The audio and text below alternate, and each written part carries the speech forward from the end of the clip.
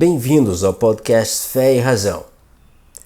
No episódio de hoje, decidi tratar de um tema que ele é central, até mesmo pela escolha da temática que eu trago a vocês no Fé e Razão. Trago hoje as reflexões do nosso teólogo e amigo John Piper, norte-americano, que em um livro que trata da sua história como seminarista calvinista nos Estados Unidos, ele encontrou a teologia do Jonathan Edwards.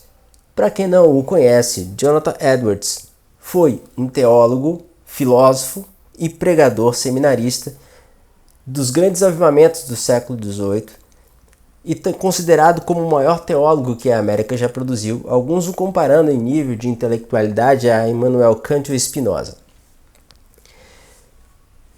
Em contato com a obra de John Piper, especificamente um capítulo do seu livro me chamou a atenção, chamada Fé Espiritual e Racional.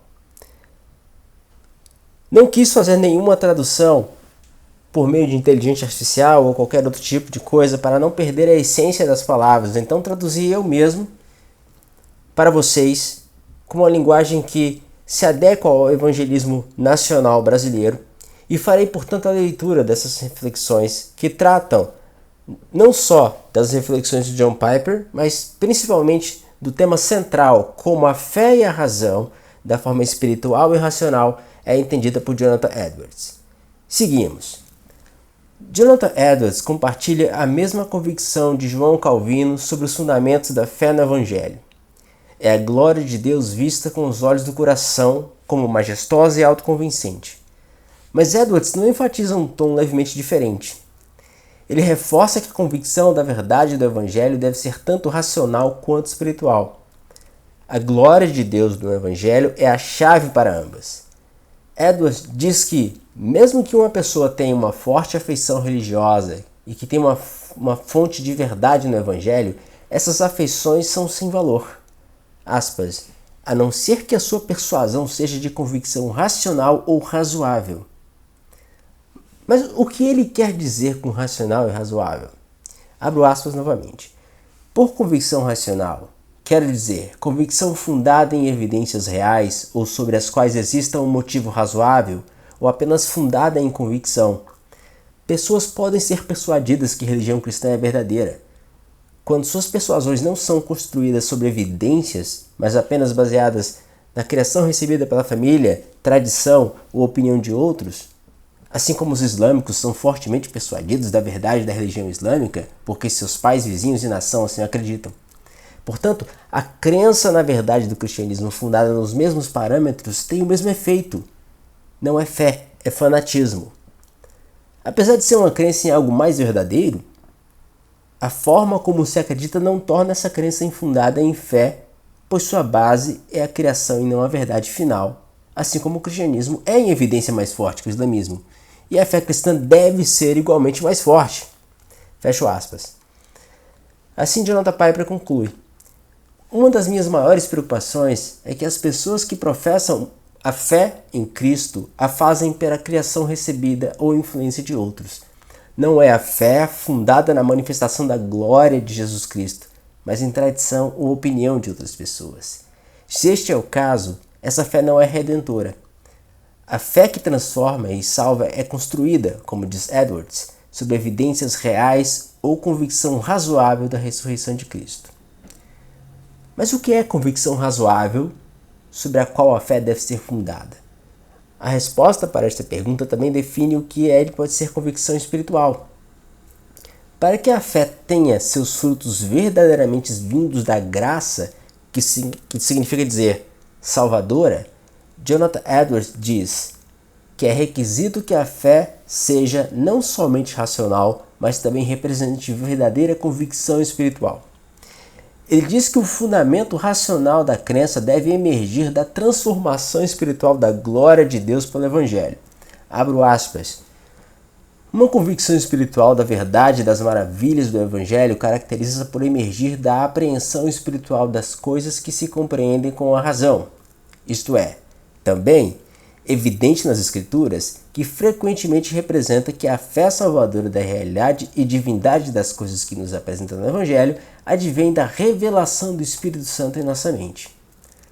Em suporte a esta afirmação, Jonathan Edwards cita 2 Coríntios capítulo 4, versos do 4 ao 6, especialmente o verso 6, abro aspas, tradução NVI. Pois Deus, que disse, das trevas resplandeça a luz, Ele mesmo brilhou em nossos corações, para a iluminação do conhecimento da glória de Deus na face de Cristo.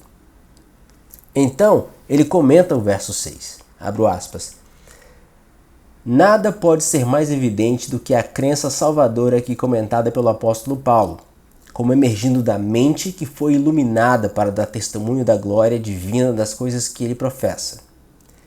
Fecho aspas. Tanto Calvino quanto Edwards enfatizam que a fé salvadora do Evangelho deve ser baseada na convicção espiritual da glória de Deus manifestada na pessoa de Jesus Cristo. Acredito que eles estão esclarecendo o que 2 Coríntios 4 a 4, 6 e vários outros versos das Escrituras assim ensinam.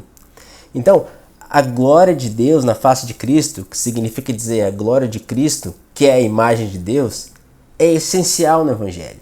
Não é algo acessório, dispensável. Paulo chama o Evangelho de o Evangelho da glória de Cristo.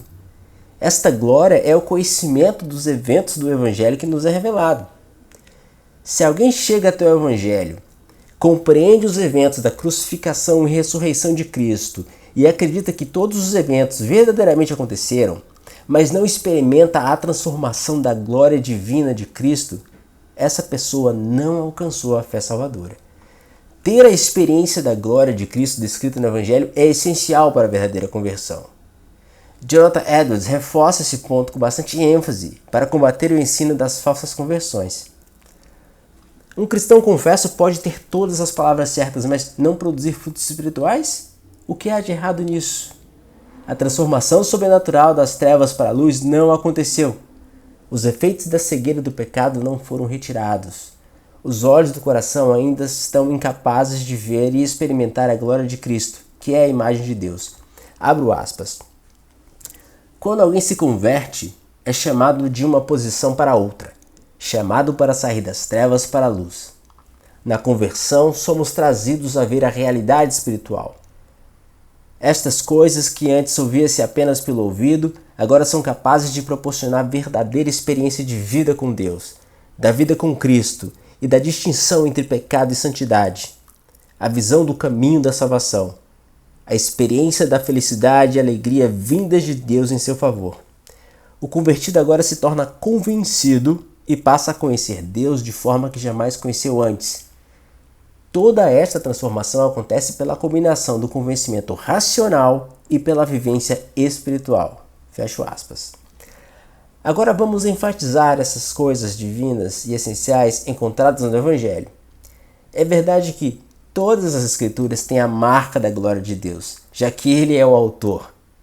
Mas nos Evangelhos, que nos narram os eventos da crucificação e ressurreição de Cristo, ou seja, os extraordinários eventos que são a paixão de Cristo, e vem a glória de Deus, ali há um brilho especial.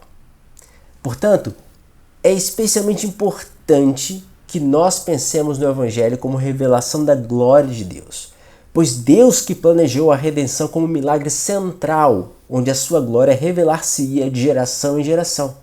Assim, Jonathan Edwards diz, agora, a distinta glória do Deus divino tem sua aparição mais clara e visível nas coisas reveladas nos Evangelhos, as doutrinas lá ensinadas, a palavra lá falada e os conselhos, atos e obras divinas que lá são revelados.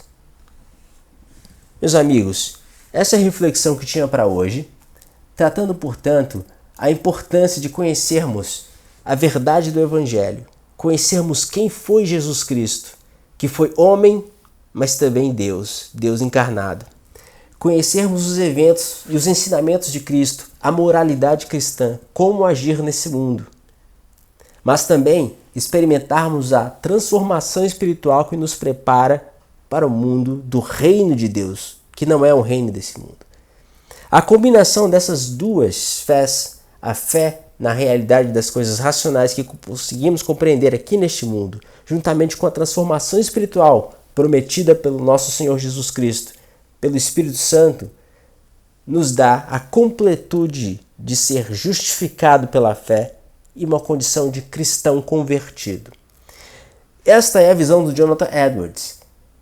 E devemos nós nos inspirarmos, com certeza, nos grandes homens de Deus, usados por Deus. E Jonathan Edwards é, indubitavelmente, um homem que foi muito usado por Deus nos avivamentos do século XVIII. Espero que tenham sido tocados por essa mensagem e, em breve, trarei novas reflexões para que possamos meditar com fé e razão.